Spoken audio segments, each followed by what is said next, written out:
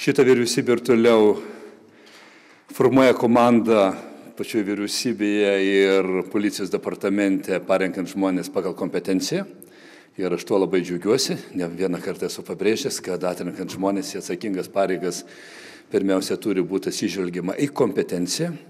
Ir tikrai norėčiau dar kartą įsklaidyti įvairiausias abejonės, apie kurias aš išgirdau ir užsienį būnant praeitą savaitę ir sugrįžęs į Lietuvą, kad liktai vidaus reikalų ministrą paskyrė kažkas tai kitas, pažeidžiant konstituciją, tai labai atsakingai noriu pasakyti.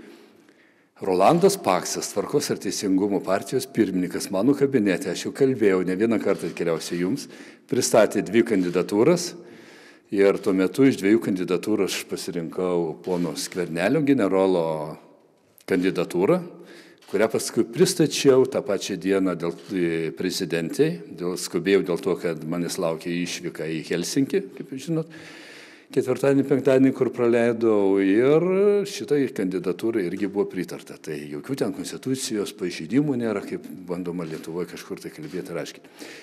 Šiandien, kaip matot, buvo patvirtintas jau ir naujas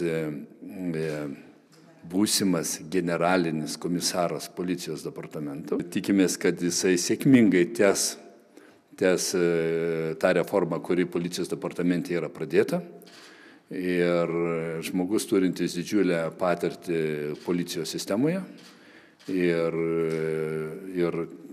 šiandien jisai netgi vyriausybės pasitarimo ar posėdžio metu yra taip aiškiai pabrėžęs.